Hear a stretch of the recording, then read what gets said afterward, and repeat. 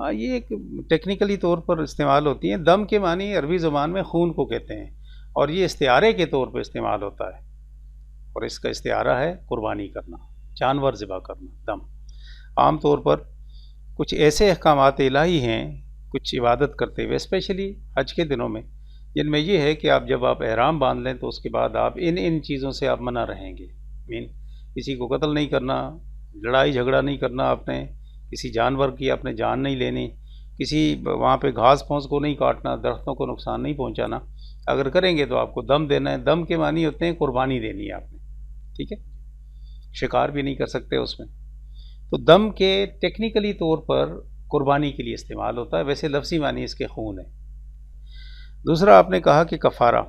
کفارہ بنیادی طور پر عربی زبان کا لفظ ہے، اس کے معنی ہوتے ہیں بدل یا بدلہ، جو کسی گناہ کا۔ اب گناہ کا بدلہ سب سے پہلے سبمیشن ہے اللہ تعالیٰ کی طرف کہ پروردگار تو ہمیں معاف کر دے، لیکن اس کے بعد رب کریم نے حج کے دنوں میں اس کا کفارہ، یا اس کے علاوہ بھی بہت ساری چیزوں کے بارے میں اللہ تعالیٰ نے کفارے کا کہا۔ مثلا آپ نے قسم اٹھا لی ہے کسی چیز کے بارے میں، اور اس کے بعد وہ قسم پوری ہونے میں آپ کو نقصانات زیادہ ہیں، آپ کے خاندان کو نقصانات ہیں، آپ کے رشتوں کو نقصان پڑتے ہیں، یا آپ کے معاملات کو نقصانات ہیں، تو اس کے لیے آپ کفارہ ادا کریں گے۔ مثلا اس کے لیے کہا کہ آپ 10 بندوں کو کھانا کھلا دیں، ایک غلام آزاد کر دیں، اگر یہ نہیں تو 3 دن کا روزہ رکھ لیں، یا جس طرح آپ اپنی بیوی کے ساتھ زہار کر لیتے ہیں تو اس کے لیے بھی کفارہ ہے، آپ کے لیے دینا ہے آپ کو، یعنی آپ اس کے بعد 60 بندوں کو کھانا کھلائیں گے، اور یہ نہیں غلام آزاد کریں گے، یا نہیں تو پھر اس کے بعد روزے رکھیں گے، پھر جا کر آپ کہیں گے۔ اسی طرح حج کے دوران جب آپ سے کوئی گناہ سرزد ہو گیا تو اس کا کفارہ ہے، یعنی گناہ کیا سرزد ہوا؟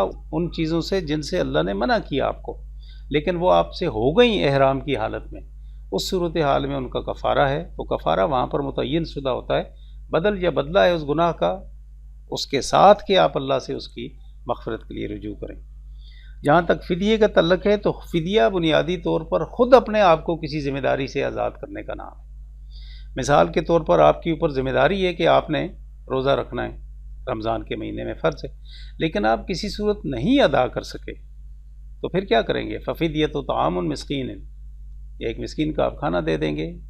آپ نہیں کر سکتے کسی وجہ سے، بہت ساری وجوہات ہیں، آپ سفر میں ہیں، آپ مثال کے طور پر بیمار ہیں اتنے زیادہ، یا اتنی عمر آپ کی زیادہ ہے جس میں آپ چیزوں کو برداشت نہیں کر پاتے، یا عمر آپ کی کم ہے تب بھی آپ برداشت نہیں کر پاتے، تو اس کے لیے فدیہ ہے۔ فدیہ کے معنی ہوتے ہیں اپنے آپ کو ذمہ داری سے مبرہ کرنا، چکتا کر لینا، اس کے لیے بھی کھانا وغیرہ کھلانا۔